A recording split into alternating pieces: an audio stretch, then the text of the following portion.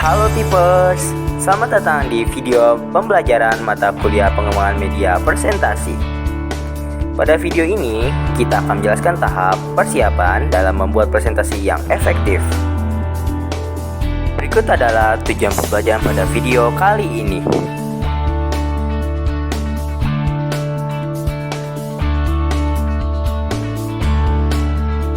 Tahapan kedua yang menjadi dasar presentasi yang efektif adalah persiapan atau preparation.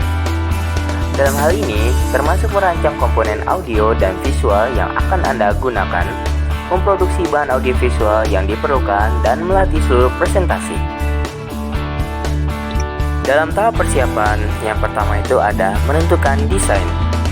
Desain merupakan pemilihan dan pengorganisasian dari elemen verbal dan visual dari presentasi.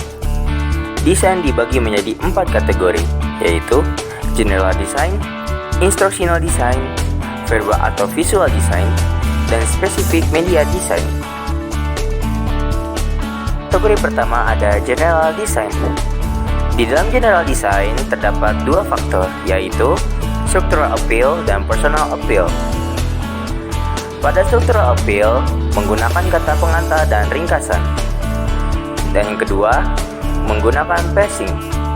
Yang ketiga, menggunakan isyarat verbal dan visual.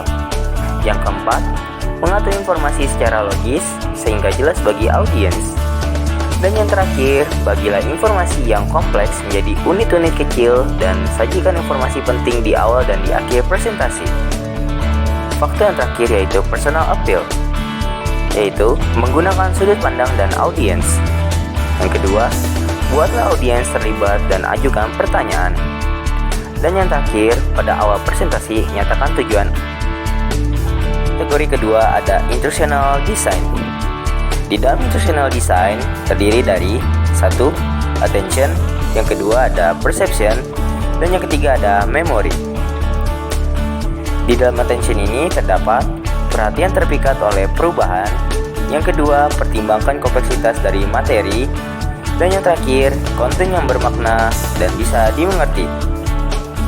Lalu yang kedua ada perception. Pada perception ini, gunakanlah kata-kata untuk diucapkan. Yang kedua, persepsi itu relatif. Dan yang ketiga, persepsi itu selektif. Dan yang keempat, atur materi agar sesuai antara audiens dengan topik materi. Dan yang terakhir ada memory. Memori akan terfasilitasi ketika materi yang disampaikan bermakna terhadap audiens. Yang kedua, pertanyaan yang dapat mendorong daya ingat.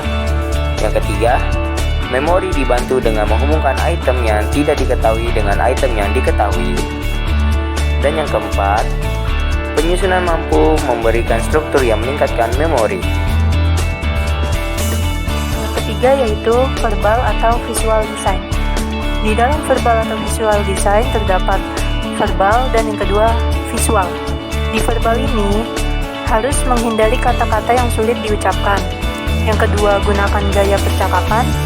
Ketiga, setiap orang memiliki pengertian berbeda. Lalu yang keempat, gunakan kata-kata yang mudah. Dan yang terakhir, gunakan candaan secara hati-hati. Lalu yang kedua ada visual. Di visual ini, buat hanya 1 poin per visual atau gunakan teknik pengungkapan progresif. Yang kedua, batasi jumlah kata-kata. Yang ketiga, gunakan kata kunci, bukan frasa panjang. Terakhir yaitu specific media design. Di dalam specific media design terdiri dari chalkboard, flip chart, dan slide atau overhead transparency.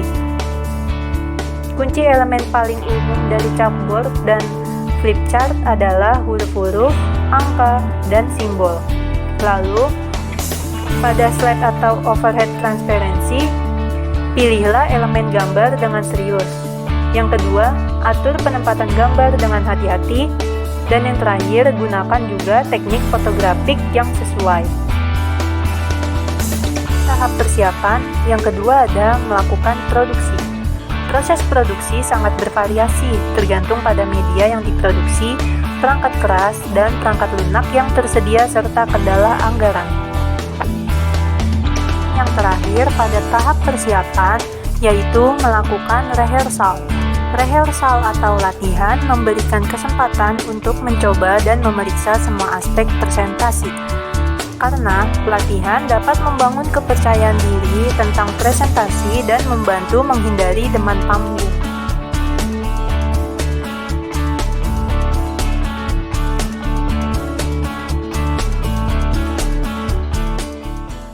Created using Powtoon.